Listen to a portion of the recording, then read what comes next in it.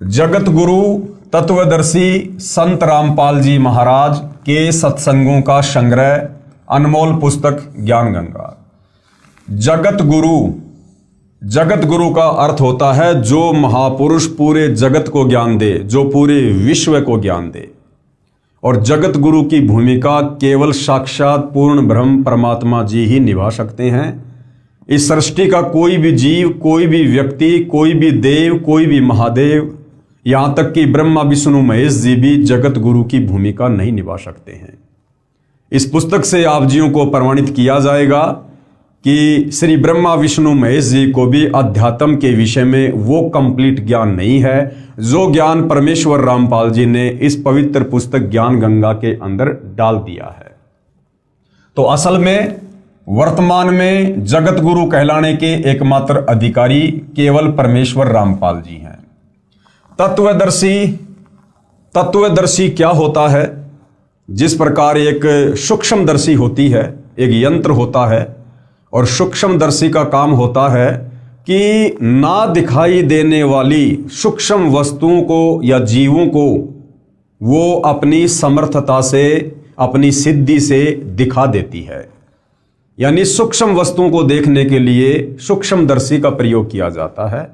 ठीक इसी प्रकार तत्वदर्शी यानी हमारे धर्मशास्त्रों में जो सूक्ष्म ज्ञान है, जैसे गीता जी के अध्याय और श्लोक, चारों वेदों के अध्याय और श्लोक, जिनमें सूक्ष्म ज्ञान है, कोड वर्डों में है, संकेतों में है, जो महापुरुष उस सूक्ष्म ज्ञान को निकाल कर भगत समाज के सामने रख दे, गीता, वेद, कुरान, पुराण, सभी धर्मों के धर्म ग्रंथों का वो सूक्ष्म ज्ञान जो कोड वर्ड में है, संकेतों में है, जो आज से पहले हमारे धर्म गुरु नहीं समझ पाए और ना समझी के चलते हमें भी नहीं बता पाए, उस सूक्ष्म ज्ञान को, उस सांकेतिक ज्ञान को जो महापुरुष, जो सतगुरु निकाल कर भगत समाज के सामने रख दे, उसे तत्वदर्शी संत कहते हैं।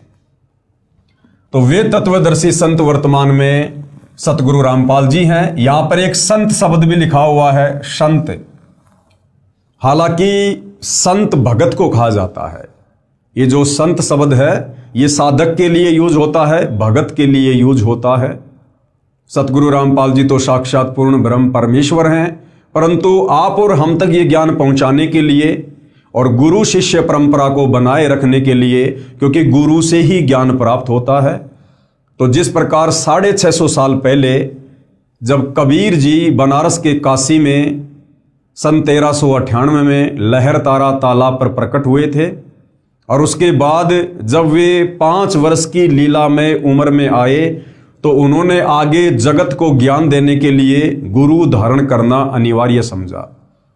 अब कबीर परमेश्वर का गुरु कोई बन नहीं सकता, क्योंकि कबीर परमेश्वर स्वयं जगत गुरु हैं, और जगत गुरु का गुरु सृष्टि में कोई बन नहीं सकता है।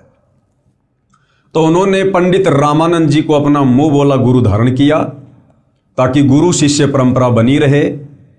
ठीक इसी प्रकार वर्तमान में वही कबीर परमेश्वर वर्तमान में साक्षात धरती पर सतगुरु रामपाल जी के नाम से प्रकट हैं।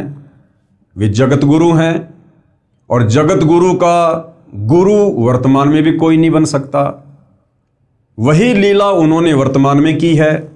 आदरणीय रामदेवानंद जी को उन्होंने अपना मुंह बोला गुरु धारण किया, गुरु शिष्य परंपरा को बनाए रखा, और उनका मुंह बोला शिष्य बनकर परमेश्वर रामपाल जी ने एक भगत की भूमिका की, एक संत की भूमिका की, ताकि आगे चलकर आप और हम भगत में वास्तव में क्या लक्षण होते हैं, क्या गुण होते हैं, वो हम समझ सकें, और हम अपने पूज्य गुरुदेव जी के यानी परमेश्वर रामपाल जी के संत वाले लीला में जीवन को देखकर, उनके भगत वाले लीला में जीवन को देखकर एक नेक और सच्चे भगत बनकर अपनी आत्मा का कल्याण करवा सकें।